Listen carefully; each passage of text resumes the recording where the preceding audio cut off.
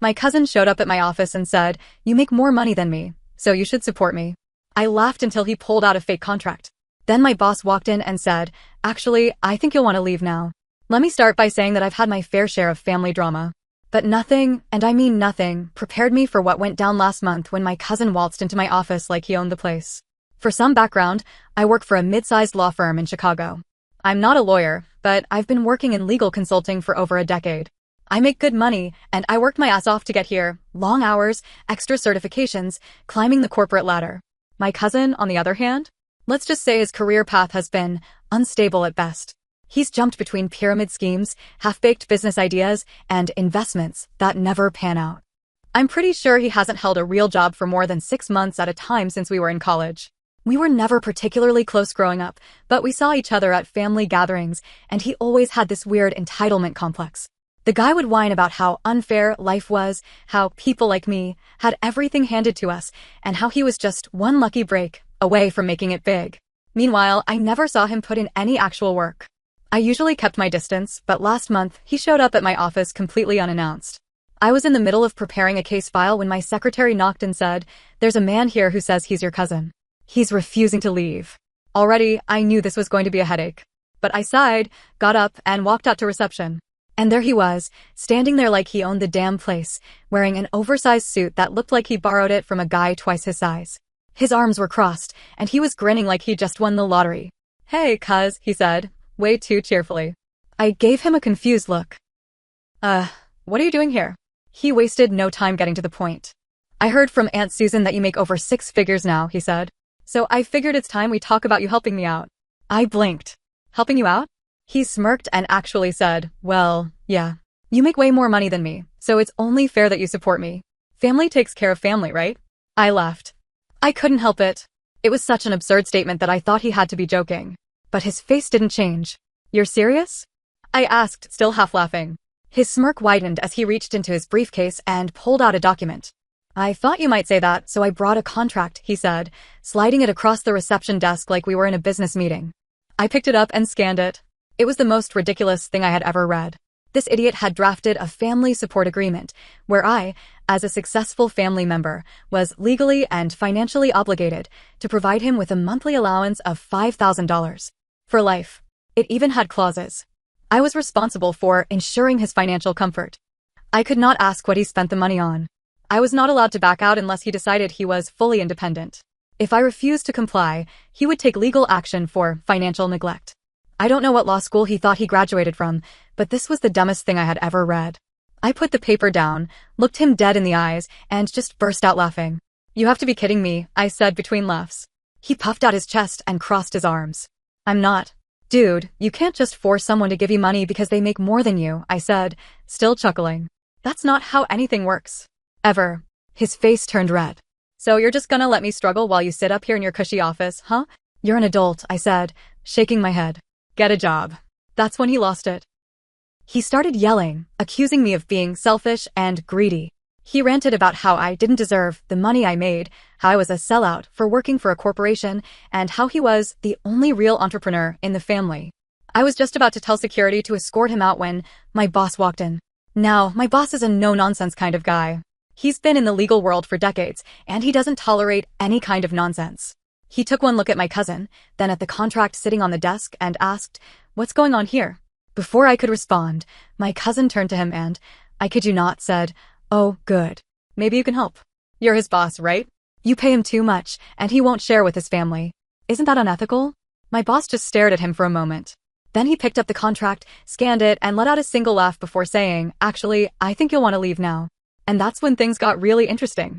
My cousin's face turned red as my boss stood there, still holding the ridiculous contract. "Excuse me," my cousin shot back, puffing out his chest like he was somebody. "You can't just tell me to leave.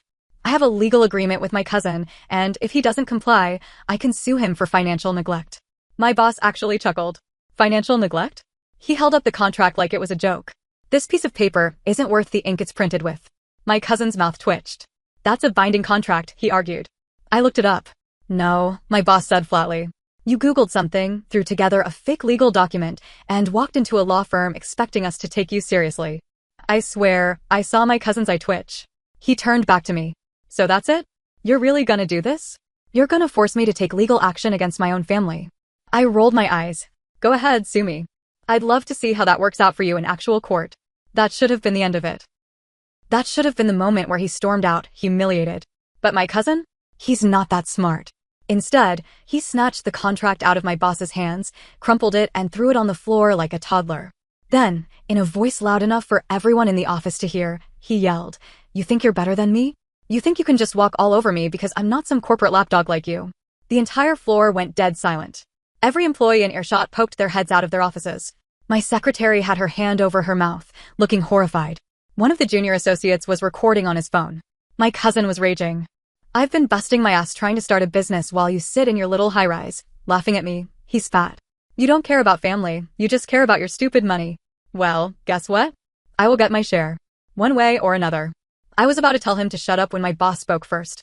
"Oh, you'll get something, all right," my boss said coolly. "Security." That's when two of our building's security guards appeared from the hallway.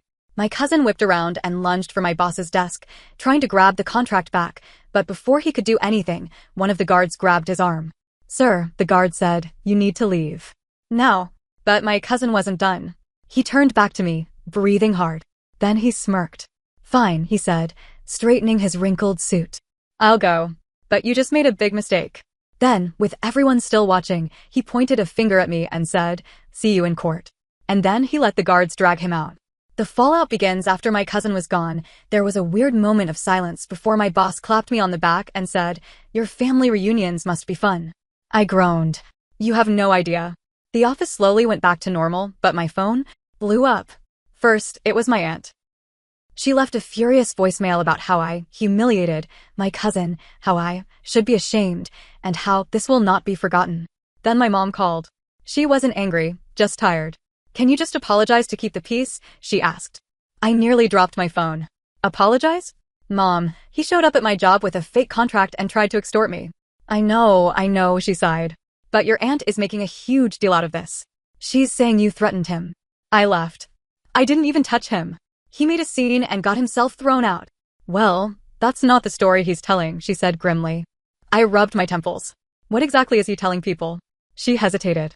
Then, in a voice full of dread, she said, "He's telling everyone that your boss physically assaulted him." The lies spread. I felt like I had stepped into an alternate reality. My cousin was telling the entire family that my boss had attacked him. He said my firm was corrupt, that we were trying to silence him, and, get this, that I had bribed my boss to make him disappear. It would have been hilarious if it wasn't so insanely damaging. I work in the legal field. A scandal like this, even if it was baseless, could seriously hurt my reputation. And my cousin? He was milking it. He went on Facebook and made a long post about how I was a sellout who had abandoned family to serve corporate overlords. He threw in some fake bruises for effect, probably makeup or something, and even tagged local news pages. It got shared hundreds of times. People, strangers, were commenting things like, "Disgusting. How can you turn your back on family like that? Typical rich people. No heart, just greed." If this is true, I hope they get sued into the ground. I wanted to scream. Even worse? My firm's name was getting dragged into it. I had reporters calling my office asking if we had a comment on the assault allegations. My boss wasn't mad at me, but he was pissed. "We need to shut this down," he said. And that's when I decided, if my cousin wanted a war, he was gonna get one. By the next morning, my cousin's lies had spread everywhere. My firm's official email inbox was getting spammed with messages from strangers demanding we apologize for something that never happened. Some local online news pages had even picked up the story, treating it like a real accusation. And the worst part? Someone had doxed me. I woke up to find my full name, my job title, my firm's address, and even my LinkedIn profile posted in the comment sections of multiple Facebook posts. Some people were calling my office, pretending to be potential clients, only to yell at my secretary when she answered. It was beyond infuriating. And my cousin? He was loving it. He went full victim mode, claiming he was traumatized by what happened and might take legal action for his own safety. He even started a GoFundMe. Yes, you read that right. A GoFundMe, claiming he needed money for legal fees and mental health support after my boss's supposed assault. And the worst part? People were actually donating. By the time I saw it, he had already raised $4,300. That's when I knew this wasn't just some tantrum anymore. This was a scam. The first counterattack, I marched into my boss's office and laid it all out. The fake contract, the staged Facebook posts, the GoFundMe scam, everything. My boss was silent for a moment. Then he sat back in his chair and said, "Let's bury him." I didn't even have to explain what I meant. He already knew. That's the thing about working in a law firm. When someone tries to pull legal fraud on lawyers, they're playing a game they cannot win. We started with a formal cease and desist letter. We drafted an airtight document demanding an immediate retraction of his statements across all platforms. A full takedown of the GoFundMe within 24 hours. A public apology stating that he had fabricated the entire story. If he failed to comply, we made it clear he'd be facing a defamation lawsuit. But we weren't stopping there. We also reported his GoFundMe for fraud, providing screenshots of his contradictory statements, evidence that he was never assaulted, and even video footage from our office building showing him being escorted out without any physical contact. And just for good measure, we sent all of this to Facebook, his employer, if he even had one at this point, and every news page that had picked up his nonsense story. My cousin's meltdown. It took less than 48 hours for my cousin to completely lose his mind. First, the GoFundMe got pulled down. He posted a frantic update, claiming he was being silenced by corrupt elites and begging people to send money directly to his Venmo instead. Then, Facebook started flagging and removing his posts. One by one, his fake accusations vanished. And finally, the worst blow, he got served. That's right. My firm sent an official notice of intent to sue for defamation, fraud, and harassment. His response? A full-on public meltdown. He went back on Facebook and posted a rage-filled rant about how he was being bullied and how evil corporations were trying to ruin his life. He even tried playing the mental health card, claiming this was pushing him to the edge and how he just needed support, not lawsuits. But this time, no one was buying it. People started turning on him in the comments. Wait, so you lied about the assault? Dude, you literally tried to extort your cousin. This is pathetic. I donated to your GoFundMe. Where's my money? And just when I thought it couldn't get any crazier, his own mother turned on him. Aunt Betrayal, my aunt, who had been his biggest defender, suddenly made a huge post saying she had just learned the full truth and was ashamed of what her son had done. She even apologized to me in the post, saying she had been misled and that my cousin's actions were unforgivable. I nearly fell out of my chair reading it. My cousin, who had already been spiraling, completely snapped. He started commenting under her post, calling her a traitor and accusing her of choosing money over family. He even went live on Facebook, rambling about how no one understands him and how he's being persecuted by his own blood. And then, he disappeared. The unexpected visit for about a week, I didn't hear a single word from my cousin. No angry messages, no Facebook rants, nothing. I figured he had finally realized he lost and was licking his wounds somewhere. But then, he showed up at my apartment. I got home late from work and found him sitting on the steps outside my building, looking like absolute hell. His shirt was wrinkled, his hair was a mess, and for the first time ever, he actually looked defeated. The moment he saw me, he stood up. "We need to talk," he said. I crossed my arms. "Unless you're here to apologize, I don't have time for this." He let out a bitter laugh. "Apologize? You destroyed my life." I raised an eyebrow. "I destroyed your life? You did this to yourself." He stepped closer, lowering his voice. "Look, I messed up, okay?" he muttered. "But you went too far. I lost everything. My reputation, my friends, even my own mom turned on me." "That's not my problem," I said coldly. He exhaled sharply, then pulled something out of his pocket and held it up. "A USB drive. I have something that might change your mind," he said. I frowned. "What is that?" He smirked, his old arrogance creeping back. "Proof." Then he tossed it to me. "Watch it," he said, turning to leave. "Then we'll see if you still think I'm the bad guy." And just like that, he walked away. I stood there, holding the USB, my mind racing. What the hell was on this drive? And why did he think it would change everything? I stood outside my apartment for a long time, just staring at the USB in my hand. After everything my cousin had pulled, after all the lies, the public meltdown, the fake assault claims, the scam GoFundMe, I had no reason to trust him. And yet, something about the way he had looked tonight, tired, desperate, but still smug, bothered me. I went inside, booted up my laptop, and plugged the USB in. There was only one file on it. A video. I clicked play. The video that changed everything at first, it was just security footage.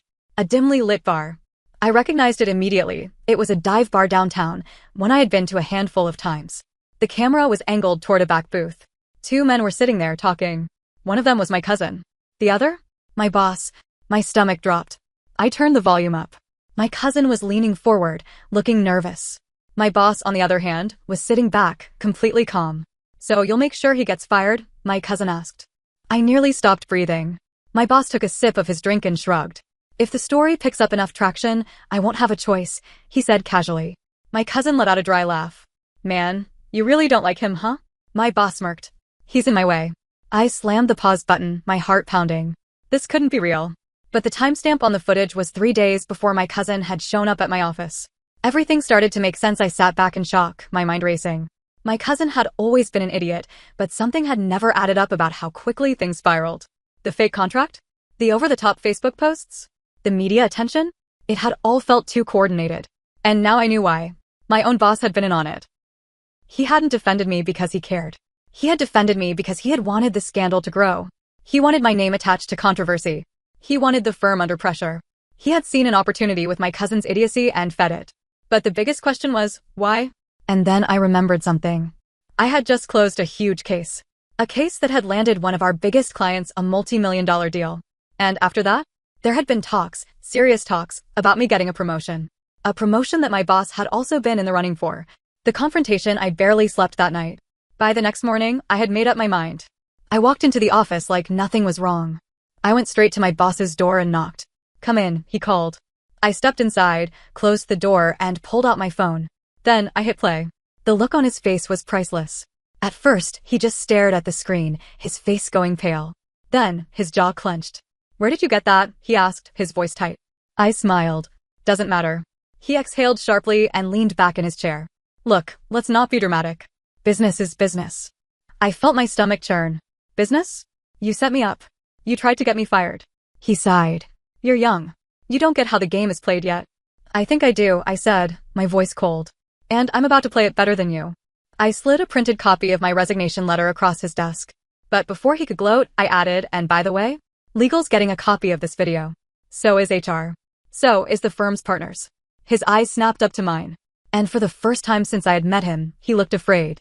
The fallout by the end of the day, my boss was out of a job. HR launched an immediate internal investigation, and once the partners saw the video, it was over. His reputation was destroyed. As for my cousin, I wish I could say he learned his lesson, but the reality is he didn't. He tried to spin the situation one more time, posting some nonsense about how I had conspired against him and manipulated evidence. But this time, nobody believed him. His old supporters? Gone. His scam GoFundMe? Shut down. Even my aunt, his own mother, cut contact with him. Last I heard, he packed up and moved out of state, hopping between business ventures that all sounded equally ridiculous. And me? Well, I got a better job. After leaving my firm, I got multiple offers from competing firms that had heard about how I had handled the situation. Turns out, exposing corruption makes you pretty damn valuable in the legal world. This whole thing taught me one thing. Some people will burn every bridge and still be shocked when they're left standing alone. My cousin thought he could manipulate me because we were family. My boss thought he could ruin me because I was competition. In the end, they ruined themselves.